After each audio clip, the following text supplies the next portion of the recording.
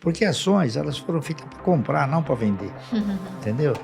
A maioria, a primeira pergunta que o cidadão faz quando ele quer entrar no mercado, ele fala, e a hora de vender? Fala, mas não é, a ação não é para vender, é para comprar.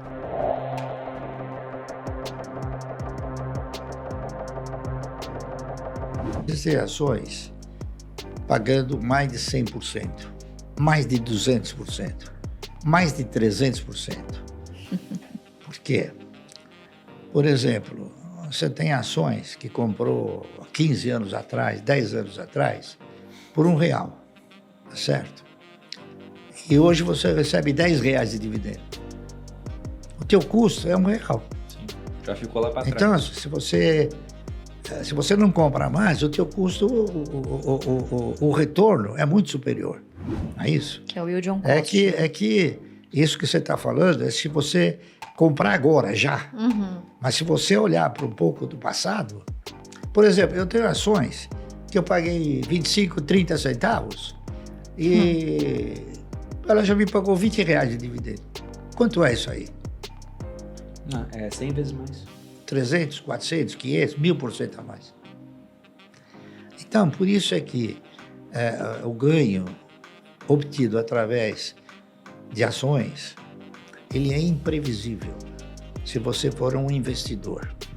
Depende do resultado da empresa, depende de uma série de fatores provenientes da empresa. E uma empresa que tem um histórico de ter um bom aproveitamento do seu parque fabril, tem um bom retorno, tá certo? Em termos de receita, gera riqueza, distribui essa riqueza, ela é uma empresa que vai sempre ter o quê? Uma condição sustentável para te devolver proventos. Então, é isso que tem que olhar, entendeu? Não, concordo. E até aproveitando essa questão de que você investe há muito tempo. Se a gente colocar que você começou a investir na década de 70, então das 10 moedas que nós tivemos aqui no Brasil, que a gente já teve réis, mil-réis, cruzeiro, cruzeiro novo, cruzado novo. Novo cruzado, novo cruzeiro. E depois de um tempo nem imprimia mais a moeda, só carimbava a antiga. Dessas 10 moedas, você pegou 8 durante sua trajetória como investidor. Você pegou hiperinflação aqui no Brasil. Não, na verdade, se a gente pega de 8. Acho que eu peguei mais de 8. Então você pegou 9. Pegando desde que você nasceu, pode ter sido 9. Nós começamos desde 60, antes de 64, acho que teve o primeiro Cruzeiro Novo. Foi na década de 70 o Cruzeiro Novo, foi com os militares trocaram. Então foi logo depois do começo do governo militar. Não, acho que teve antes. Teve um Cruzeiro Novo, sim. Mas você pegou, pela minha conta, 8 das 10. Peguei todo. Na verdade... E pegou um período de hiperinflação também. Como é que foi essa época? Né? Foi uma hiperinflação. Mas como é que era? Porque eu fico pensando, o pessoal fala muito de, olha, o Brasil para crescer tem que ser mais produtivo. E aí o meu vô, ele falava, como é que vai produzir naquela época? Você tinha que ir no mercado todo dia porque o preço estava sendo reajustado. Você tinha que tirar o dinheiro do banco no começo do dia e depositar no final, porque senão você não ganhava overnight e o dinheiro perdia valor. Então você passava das 24 horas do dia, umas 4 horas em fila. Tentando fazer compras, por estocando, conta né? de hiperinflação. Imagina a loucura que era. O mercado ele teve uma evolução, o mercado financeiro, é claro, né? Ele teve uma evolução.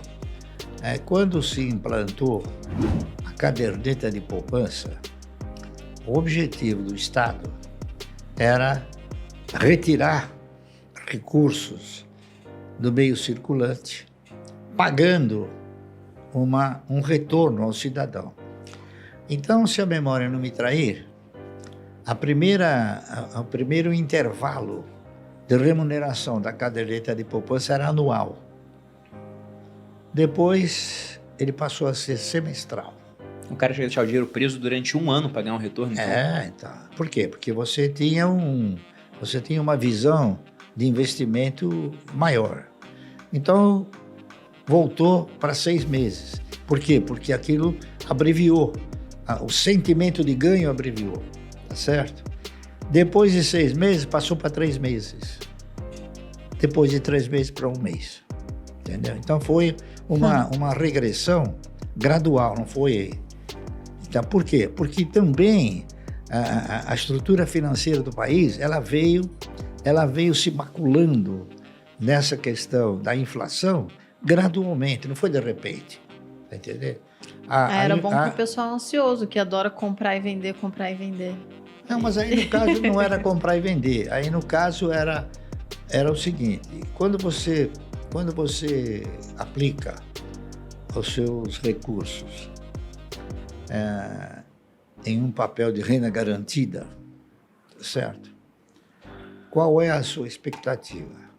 Você tem o sentimento de ganho, você quer ganhar, tá correto? Quando você compra uma ação, você não alimenta a mesma expectativa. Por quê? Porque você tem inúmeras orientações, principalmente pelo banqueiro, que vai quebrar, que não dá, que vai cair, que você vai ficar pobre, tá entendendo? Por quê? Porque ele aterroriza o cidadão dessa maneira para direcionar o cidadão para ele, para os recursos para ele. E foi o que aconteceu durante muitos anos.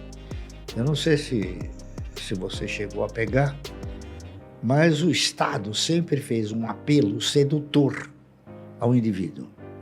Então nós tivemos uma época em que as emissoras de televisão, cada uma inseria 10, 15 ou 20 vezes por dia uma proposta, um apelo assim. Tinha um cidadão com a gravatinha, um cabelinho, né, numa mesa, um cartãozinho, falar: vem para a poupança, que você vai ganhar tanto, vem. Então isso aí foi seduzindo o cidadão, foi instalando nele a mentalidade do agiota, do cidadão que tem que sentar na cadeira e ficar esperando aquela migalha, tá entendendo? Isso foi se acelerando. Primeiro nós tivemos o open market, que você aplicava e ganhava por um dia. Depois do open market veio o overnight, que além do dia você ganhava de noite. Tá entendendo? Então isso aí foi acelerando a inflação. Por quê? Porque cada vez o governo precisava mais. O governo foi tendo esse foco de tirar recursos de circulação, sem que o cidadão se desse conta disso. Por exemplo, não me lembro em que ano, mas ele criou o FGTS. O que foi? O que é o FGTS? O FGTS é uma forma de você tirar dinheiro da empresa e ficar com ele. Tá certo? Sim, por quê? Porque antes disso, a empresa ficava com o dinheiro, na hora que tinha que indenizar o cidadão, ela pagava o cidadão. Agora não, ela tem que contribuir com isso. E acontece que o Estado é um péssimo gestor. O pior gestor que existe é o Estado. Por quê? Porque a maioria dos elementos que estão lá são incompetentes. Tá entendendo? A grande realidade é essa. Então, se você quiser prosperar, não acredite no Estado. É o que eu fiz. Não acreditei no Estado. Acreditei nas perspectivas e nas possibilidades do mercado como um todo. E hoje, você escuta falar o seguinte: os planos. O país nunca teve um plano. O país teve conversões só, mas nunca teve um plano. Falar um plano, tá entendendo? Um plano econômico de longo prazo.